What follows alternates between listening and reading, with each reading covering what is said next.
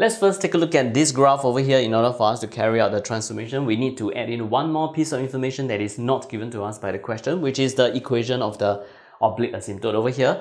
This equation is going to have this line here is going to have a gradient of 1 because here is 1 and 1, and it has a y-intercept of 1. So this is y is equal to x plus 1.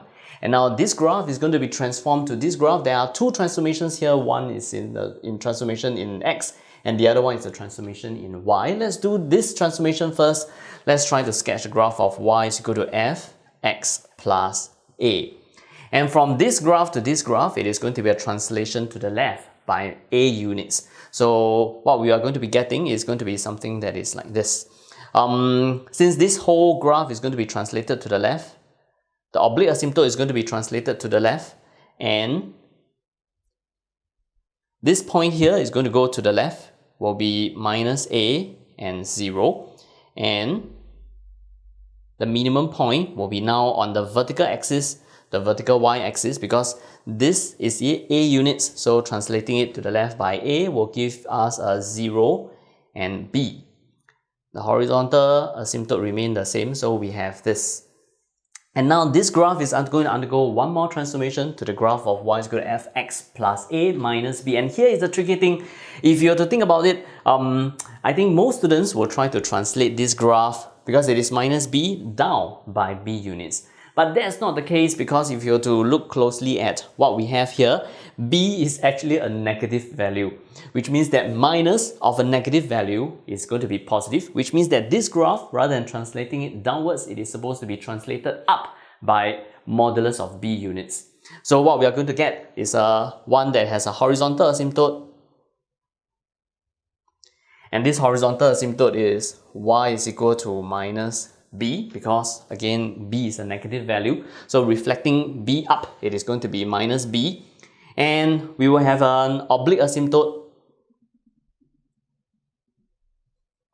For this oblique asymptote, it is a transformation from here to here, which means that x is going to be replaced by x plus a, then plus 1, and this whole thing is going to be minus of b, which means that our oblique asymptote is going to be x plus a minus b plus 1. This is the new vertical intercept, which means that this point here is going to be a minus b plus 1. And if I were to let y be equal to 0, x, which is this point here is going to have an x-intercept of minus a plus b minus 1. And now, since this graph is going to be translated by modulus of b units upwards, so what we have is going to be something that is like this. This maximum point must touch the horizontal asymptote, and this place where it touches, which means that this minus a0 translated up is going to be now minus a and minus b. And this minimum point is going to be shifted up by modulus of b units, which means that the minimum point will now be exactly at the origin. So it is at 0, 0, and it's going to tend to the horizontal asymptote at y is equal to minus b.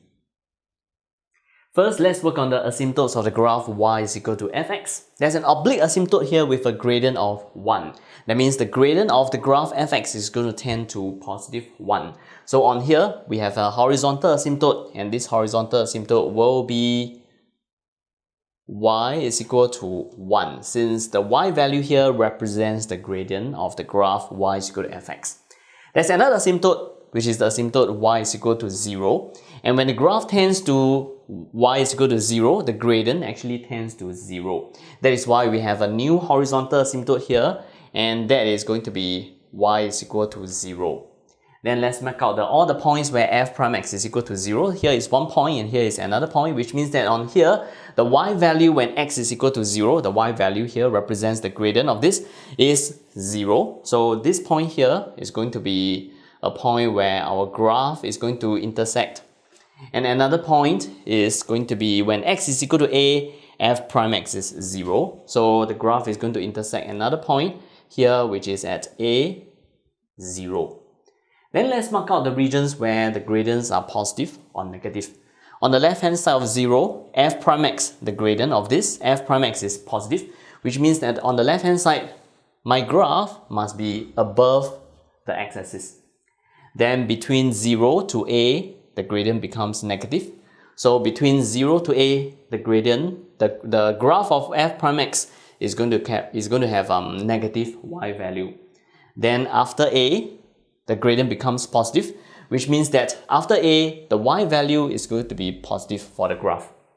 Then let's try to do an analysis from the left to the right respecting these ticks that we have come up with. All the way to the left of this graph, the gradient is at positive 1 and slowly it goes to 0. So the y value will be near to positive 1 and slowly it is going to go to 0. Then after that, the gradient is going to become negative. It will become more and more negative and then less and less negative to 0. Which means that the y value here is going to become more and more negative and then less and less negative to 0. And after that, the gradient is going to become positive again, positive and become more and more positive, then less and less positive to 0. Which means that the y value will become more and more positive and then after a while it will become less and less positive back to 0. And exactly where this point is, whether it is going to be below the line y is equal to 1 or above or on the line y is equal to 1, we really don't know. And this is already sufficient for us to indicate the graph of y is equal to f prime x.